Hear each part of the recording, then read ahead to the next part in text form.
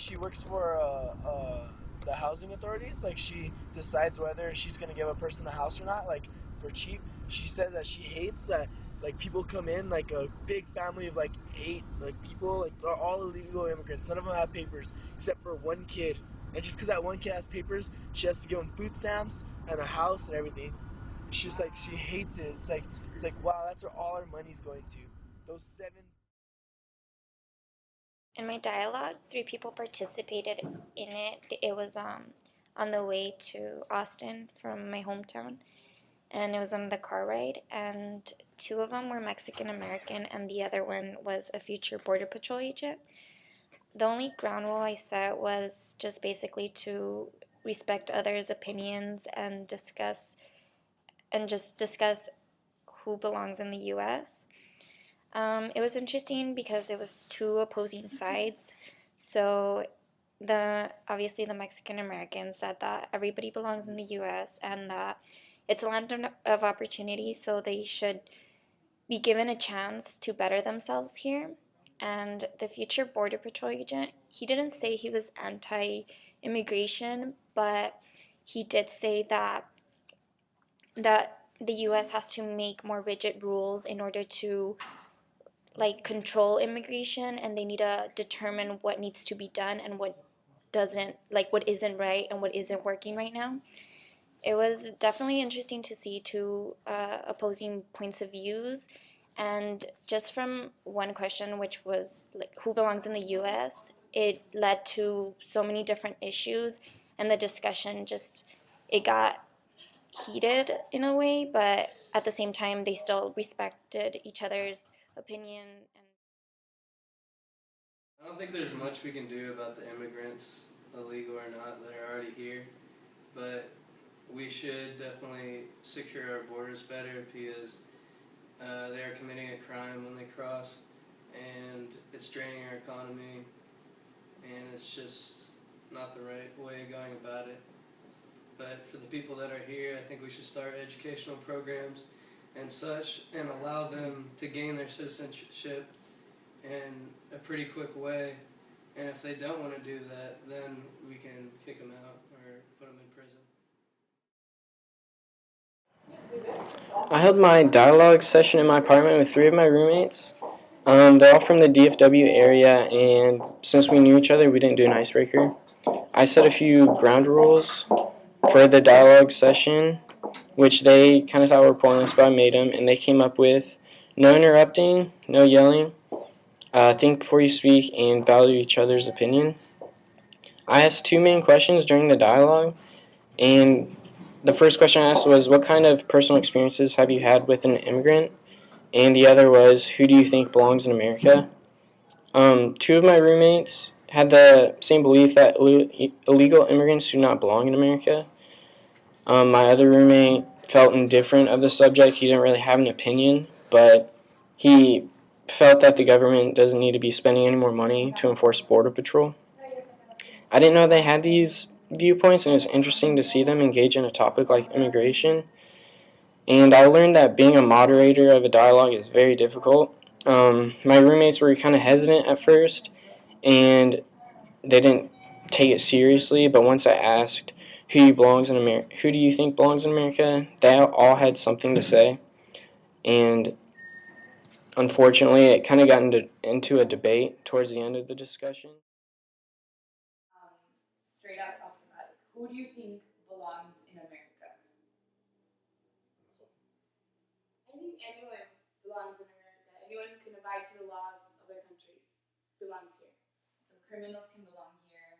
If they don't abide to the country, if they don't abide to the laws, and they understand the consequences of not abiding to the laws. How do you regulate? How do you know who can abide by the laws and who can't? What do you mean regulate? To regulate to come into the country, how do you regulate? Oh, you can abide by the laws, you can't. No, I think everyone has the opportunity to come in here, but they know the consequences of not abiding to those laws. What personal experience do you have that backs up this? Do you have any experience with immigration or coming into this country? Well, or my any parents anecdotes? are immigrants. Your parents are immigrants? Yes. And how was their immigration experience in coming into this country? I think it was a good.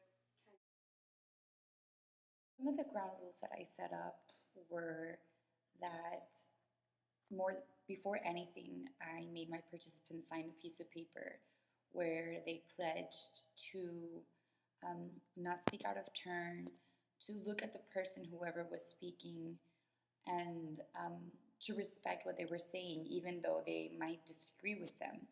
By signing this paper, it was like a kind of like a contract between everyone in the group, and we were creating like the setting where it made everyone comfortable to state what they really thought. Some of the questions I asked were, who do you think belongs in America? How do you regulate these measures of who belongs or who's allowed and who isn't allowed? What defines someone as an illegal alien? But overall, because most of my family shares the same point of view on immigration, it became more of like a monologue of either my dad or my sister, with my mom nodding her head or my sister nodding her head, without really, it wasn't really a dialogue where people had different opinions.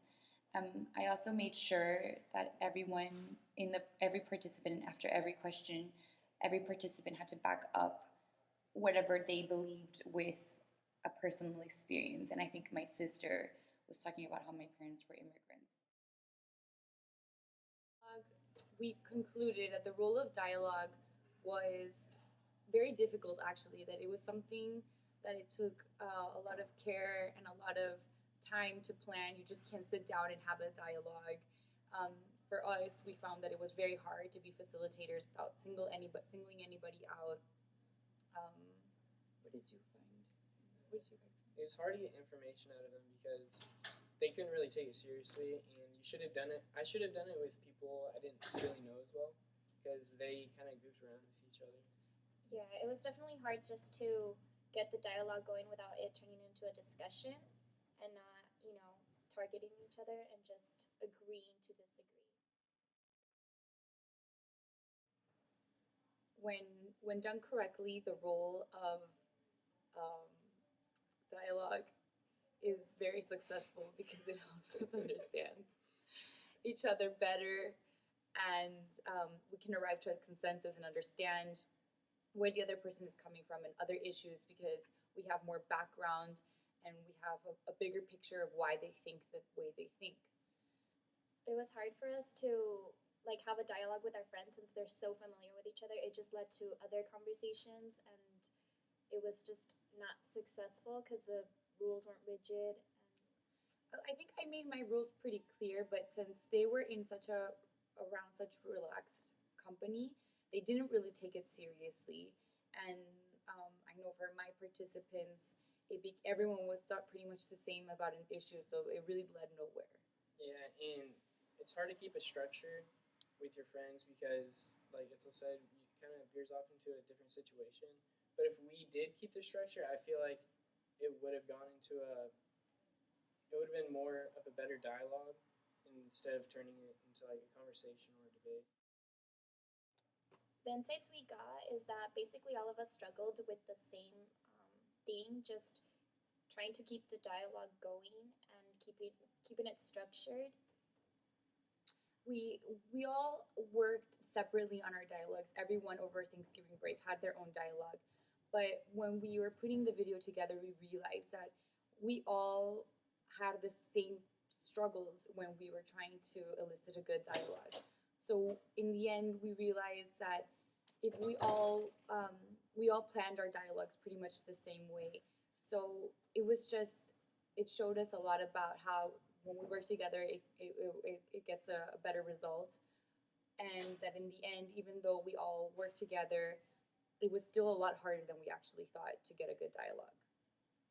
Yeah, I thought we did the same thing, but it would have been better if we did the dialogue in like a more classroom environment, because I did it in my apartment and it wasn't very formal, and if we did it more